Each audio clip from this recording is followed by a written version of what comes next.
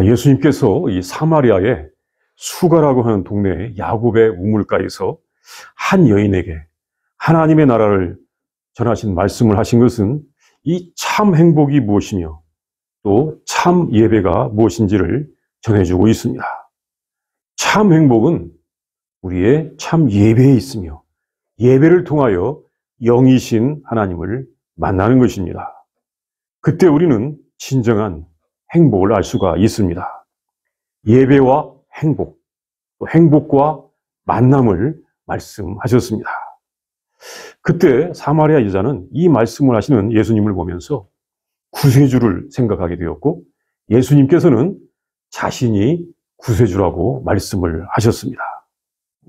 그러자 이 여자는 그 물을 길러왔던 물동이를 그냥 그곳에 두고는 동네에 돌아갔습니다. 왜?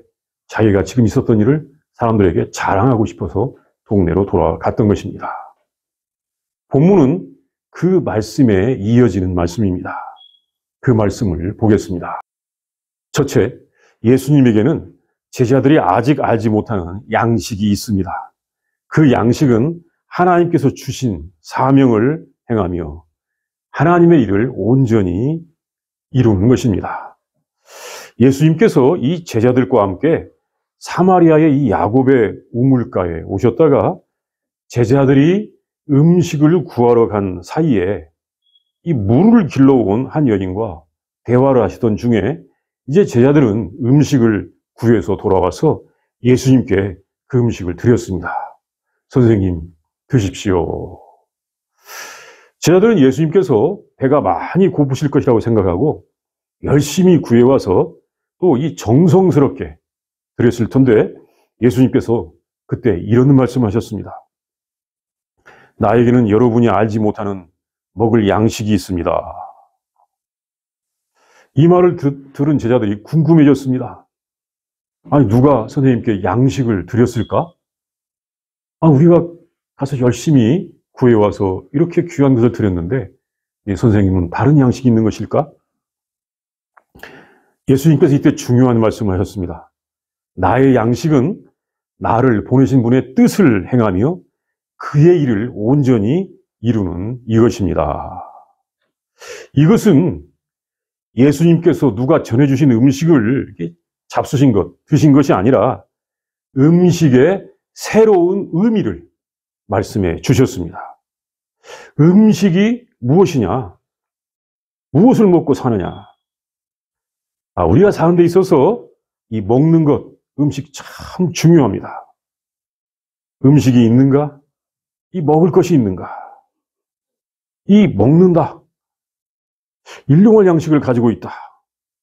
정말 중요한 문제입니다. 이 먹고 사는 것이 참 힘들어가지고 어떤 분은 왜 하나님께서 우리가 이 사람이 꼭 음식을 먹고 살게 하셨을까? 이것을 이렇게 고민하는 분도 있더라고요. 그만큼 이 먹고 사는 문제가 힘든 사람들도 있습니다. 이것 소홀히 할 수 없는 문제입니다.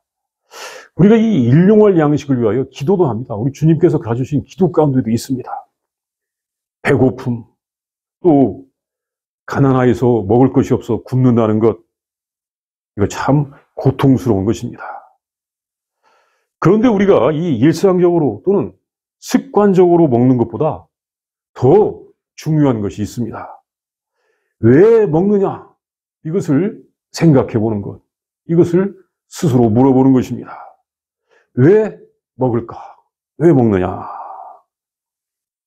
예수님께서 이 처음에 세례 요한에게 이 세례를 받으신 다음에 광야로 가셔서 이 40일을 금식하시면서 기도를 하셨는데 사탄이 와서 시험을 하였습니다.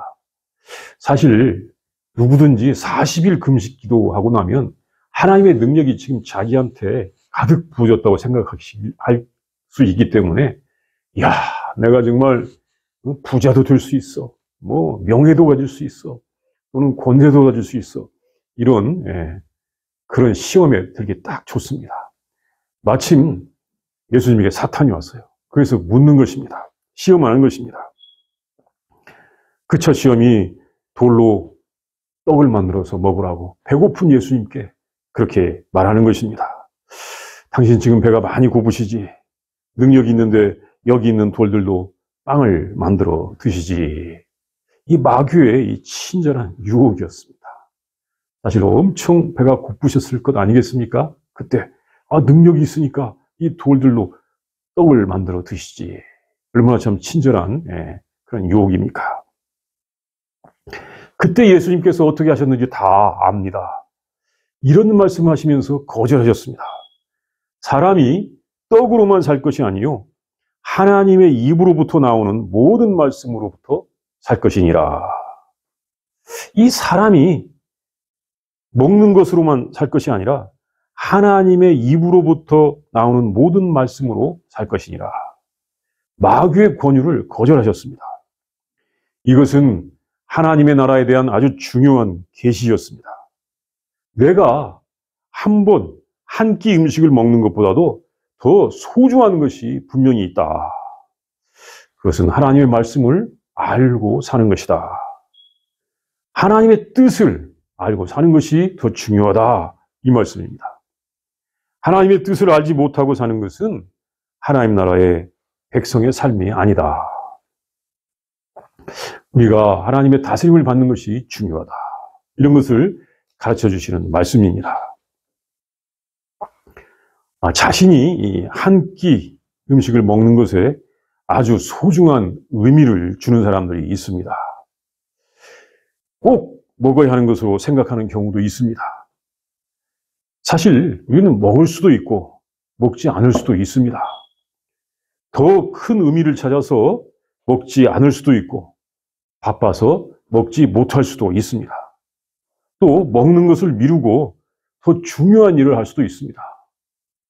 사실 내가 먹을 음식을 다른 사람에게 주었기 때문에 내가 안 먹을 수도 있는 것입니다.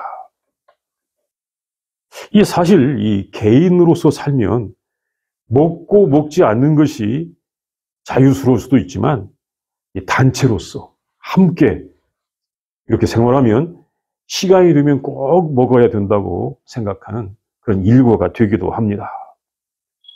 또 먹는 것이 유익이 많습니다. 그건 뭐냐면 같이 먹는 시간에 중요한 교제를 하기도 합니다. 말만 하는 것보다 같이 먹는 것을 통해서 더 깊은 교제를 나눌 수도 있습니다. 이런 중요한 의미도 있습니다.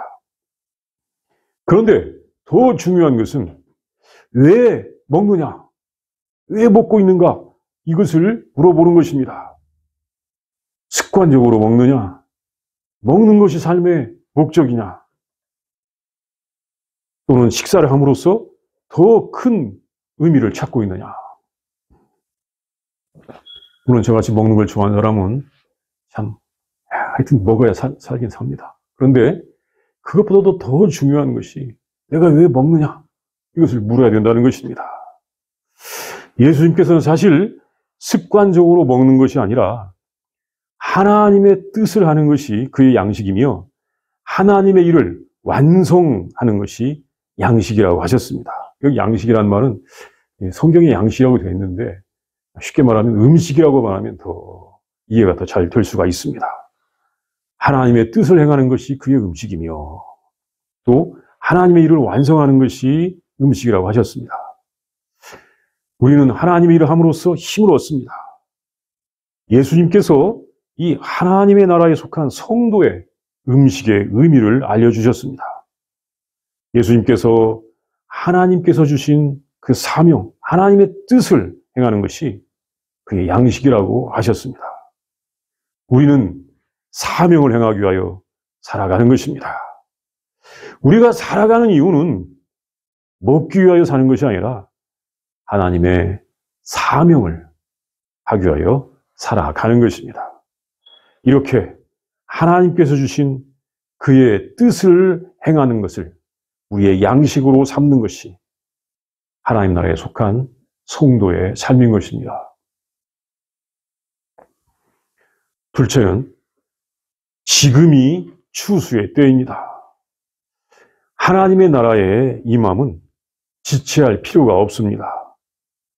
진리를 모르고 방황하며 참 행복의 갈증을 느끼는 사람들이 너무나 많습니다. 예수님께서 자신의 양식은 하나님의 뜻을 행하며 그의 일을 온전히 이루는 이것이라 라고 하신 다음에 바로 이어서 이 추수에 대하여 말씀하셨습니다. 35절에 그 말씀이 나오는데 너희는 넉 달이 지나야 추수할 때가 이르다 하지 아니하느냐. 그러나 나는 너희에게 이르노니 너희 눈을 들어 밭을 보라. 휘어져 추수하게 되었도다. 이것은 하나님의 뜻을 행하는, 하나님의 뜻을 행하는 것은 추수와 관련되어 있다는 것입니다. 추수가 하나님의 뜻을 행하는 것입니다. 추수, 수확하는 것, 거두어두는 것, 알죠? 예. 보통 그 지역에서는 밀이나 보리를 4월경에 이렇게 거두어들이는데, 추수하는데, 그때로부터 아직은 넉 달이 남아있다고 합니다. 주님이 그렇게 말씀하셨어요. 아직도 넉 달이 남아있다고 하지 않느냐 하면서 넉 달이 남았다고 합니다.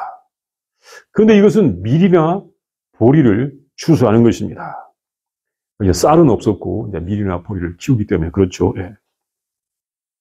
예수님께서 이 하나님의 뜻이라고 하신 것은 여기서 밀이나 보리를 추수하는 것이 아니라 하나님의 나라로 사람들이 오게 하는 것입니다. 영적인 추수를 하는 것입니다. 하나님의 나라로 사람들이 오게 하는 것, 그것입니다. 그 추수도 익은 곡식을 추수하는 것처럼 준비된 성도들을 부르는 것입니다. 그 준비된 성도들을 불러서 하나님의 나라로 오게 해야 되는데 그것이 지금도 가능하다는 것입니다. 왜냐하면 그 성도들이 휘어져서 때가 되었습니다. 휘어졌습니다. 휘어졌다. 하얀색이라는 거예요. 하얀해졌다는 것입니다. 이것은 보리가 다 자라서 익은 것과는 다릅니다. 보리가 다 자라서 익으면 흰색이 아니죠. 노란색이 되죠. 그런데 이것은 무슨 흰색 곡식, 흰색 곡물을 말하는 것이 아니라 흰색이라고 하는 그런 큰 뜻이 있습니다. 흰색이라고 하는 큰 뜻이 있어요. 성경에서는 이 구원받기에 합당한 성도들이 입는 옷이 흰색입니다. 우리가 이 계시록 3장이나 4장 또는 7장 9절이나 19장 14절을 보면 이 성도들의 세마포 흰색 옷, 구원받은 성도들의 모습이죠. 그 구원받은 성도들이 입는 옷이 흰색인 것입니다. 흰색이라고 하는 것이 벌써 구원받기에 합당한 성도들이 준비되어 있다는 것입니다. 사실 사마리아 사람이나 그 사마리아 사람들이나 유대인들이나 또는 다른 지역 사람들을 볼 때 아직 구원받기에 합당한 사람들은 없었다고 사람들은 보았습니다. 모두가 아직 멀었다. 저 사람들이 어떻게 구원을 받아? 아직 멀었다라고 그렇게 생각하고 있었습니다. 그런데 예수님의 뜻은 달랐습니다. 벌써 휘어져 추수할 때가 되었다. 이렇게 주님은 말씀하셨습니다. 사람들은 누군가를 볼 때 아직 멀었다라고 생각을 합니다. 그런데 예수님의 생각은 달랐습니다. 많은 흰옷을 입은 사람들이 보였습니다. 사실 그 흰옷은 예수님께서 입혀주시기 때문입니다. 그 흰옷을 입는 것은 예수님을 만나면 해결되기 때문입니다. 사람들이 스스로 흰옷을 만들어서 입는 것이 아닙니다. 예수님께서 주시는 옷을 입으면 되는 것입니다. 사마리아 여인도 예수님을 만난 다음에 다른 사람들에게 예수님을 소개할 만큼 예수님을 믿게 되었습니다. 그들도 모두 하나님의 나라로 초대를 받았던 것입니다. 유대인들이 볼 때 버림받은 민족인 사마리아 사람들도 하나님의 나라로 초대를 받은 것이었습니다. 하나님의 나라로의 초대, 이 영적인 추수는 항상 이루어질 수가 있는 것입니다. 셋째, 하나님 나라 일은 협력하여 이루어집니다. 혼자 다 하는 것이 아닙니다. 씨를 뿌리는 사람이 있고 거두어 들이는 사람이 있습니다. 하나님 나라의 일은 일꾼들이 서로를 인정하면서 겸손하고 협력하여 이루어지는 것입니다. 예수님께서는 이 지금이 추수했다라고 하시면서 벌써 거둔 사람이 삭을 받았다고 하십니다. 그곳에서는 이 추수할 때 보통은 추수가 끝난 다음에, 추수가 끝난 다음에 그 삭을 준다고 합니다. 참 미리 주는 게 아니라 이렇게 후불제라는 거예요. 추수가 끝난 다음에 주었다고 합니다. 그런데 이 영적인 추수는 이미 삭을 주었습니다. 영생을 이미 맛본 사람이 그 영생을 전파하는 것입니다. 하나님의 나라를 이미 맛본 사람이 하나님의 나라를 전할 수가 있는 것입니다. 그러니까 주님 말씀대로 이 영적인 추수는 일꾼이 이미 삭을 받았다. 그것은 영생을 이미 맛본 사람이 그 영생을 전할 수가 있고, 하나님의 나라를 이미 맛본 사람이 하나님의 나라를 전할 수가 있는 것입니다. 그러니까 삭을 이미 받고 일을 하는 것입니다. 그래서 영생이 이른 열매를 모으고 있습니다.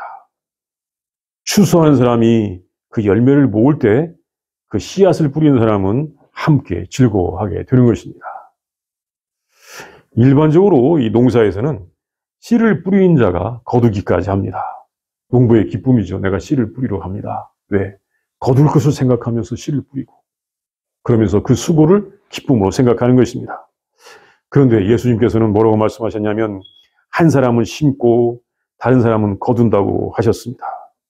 이것은 하나님 나라의 일의 모습인 것입니다. 씨를 뿌리는 사람과 거두는 사람이 하나님 나라에서는 다를 수도 있다는 것입니다. 아니, 다르다는 것입니다. 그러니까 이 거두는 사람이 전부 수고한 것이 아닙니다. 분명히 씨를 뿌리는 사람이 따로 있고, 뿌리는 사람이 따로 있고, 또 거두는 사람이 따로 있는 것입니다. 그것을 알아야 되는 것입니다. 누군가가 미리 씨를 뿌렸습니다. 이 사실을 제자들에게도 말씀하셨습니다. 이 38절 말씀에 보면 알 수 있습니다. 내가 너희로 노력하지 아니하는 것을 거두러 보내었노니 다른 사람들은 노력하였고 너희는 그들이 노력하는 것에 참여하였느니라. 제자들이 거두었는데, 추수하는데, 그것은 다른 사람이 이미 뿌린 것을, 다른 사람들이 이미 씨를 뿌린 것을 거둔다는 것을 알아라는 것입니다. 하나님 나라의 일은 거두는 자가 혼자 수고한 것이 아니다. 이것을 알아라고 주님 말씀하십니다. 우리는 이 무엇인가를 수확할 때 참 기쁘면서, 그것이 큰 기쁨이 되기 때문에 그 기쁨이나 유익을 독점하고 싶어 합니다. 내가 수확을 하니까 다 내 거야. 내가 수고한 보람이야. 생각하고 독점하고 싶어 합니다. 또한 그것으로 나는 많이 거두니까 좋다라고 교만하기도 합니다. 거두는 사람이 모든 것이 자기의 수고인 것처럼 생각하기 쉽습니다. 그런데 주님은 이것을 경계하십니다. 하나님의 나라에서는 거두는 사람은 겸손해야 된다는 것을 말씀하십니다. 하나님 나라에서 거두는 사람은 겸손해야 된다. 분명히 씨를 뿌리는 수고한 사람이 있습니다. 심는 수고한 사람이 있습니다. 그리고 하나님께서 잘하게 하셨습니다. 어떤 수확은 한 사람의 수고나 능력으로 된 것이 절대로 아닙니다. 누군가가 분명히 일찍이 해놓은 것이 있고 그 바탕에서 일이 이루어진 것입니다. 하나님 나라의 백성들, 거룩한 사람들은 다른 사람의 수고를 늘 기억하면서 자신이 수확할 때 자기는 조그만 부분을 했다고 그렇게 생각해야 할 것입니다. 다 내가 거두어드렸어. 하나님께서 다 나에게 맡기셨어. 절대 주님은 그렇게 생각을 하고 말씀하지 않았습니다. 분명히 다른 사람이 수고한 것이 있고 그 수고한 부분에 우리가 참여했다는 것을 알아라고 하시는 것입니다. 또 한 가지는 우리가 하나님 나라의 씨앗을 뿌릴 때 그 뿌리는 사람도 씨앗을 뿌릴 때 희망을 가져야 됩니다.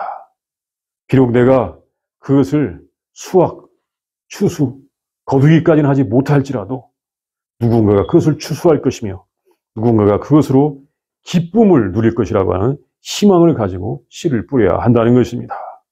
물론 내가 거두지 않을 것이기 때문에 나는 가라지를 많이 뿌리겠다. 이런 마음을 가져서는 절대로 안 되겠죠. 예. 사실은 하나님 나라의 씨앗을 뿌린다고 가라지를 뿌린 사람도 있어서 그게 좀 문제가 있긴 있을 것 같습니다.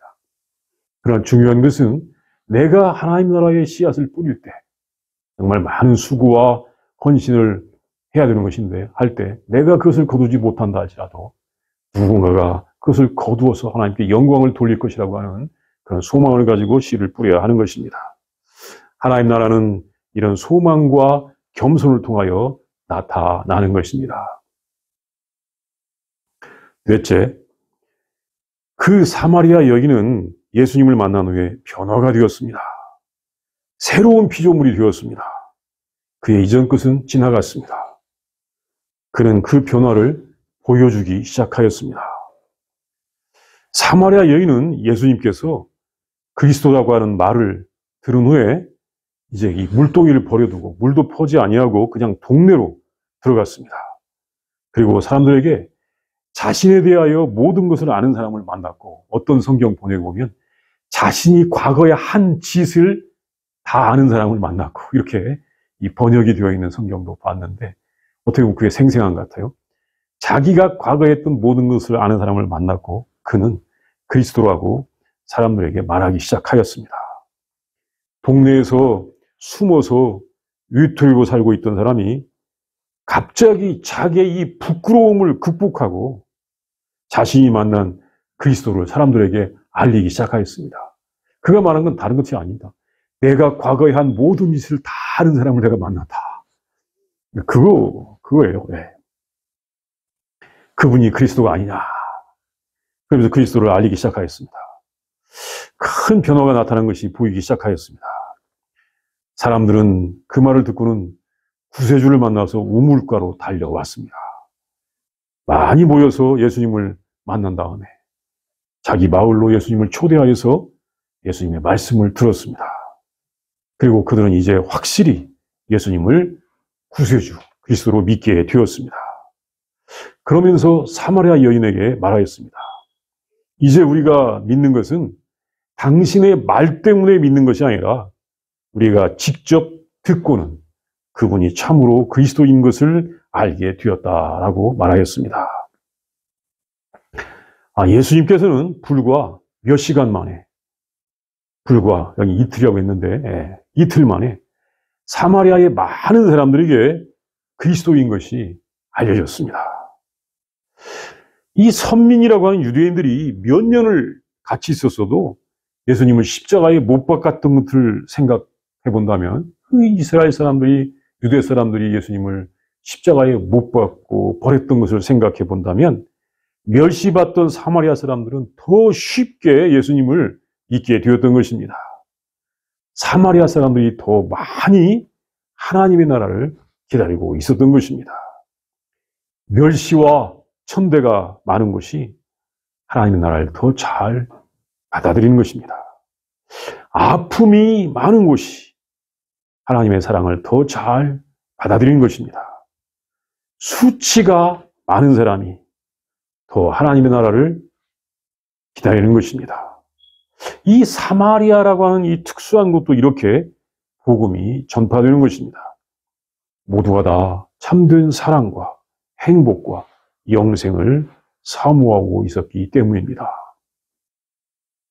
이 예수님께서 사마리아에서 하신 일은 우리가 하나님의 뜻을 행하는 것이 우리의 양식이며 그 하나님의 나라의 사명을 다하기에는 어느 때든지 가능하고 그 사명은 혼자 이루어지는 것이 아니라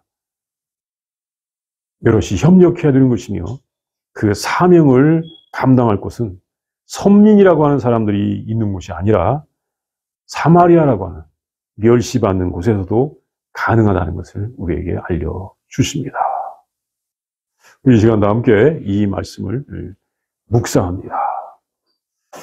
우리 예수님께서 제자들에게 나의 양식은 나를 보내신 이의 뜻을 행하며 그의 일을 온전히 이루는 것이다라고 제자들에게 그 말씀하시면서 이 제자들과 대화하시는 그 모습, 또 사마리아 여자가 가서 동네 사람들을 예수님께로 불러와서 예수님께서 그들과 함께 이야기하시고 사마리아 사람들이 예수님을 주님으로 영접하는 그 모습을 우리가 함께 상상해보며 이 말씀을 묵상하겠습니다.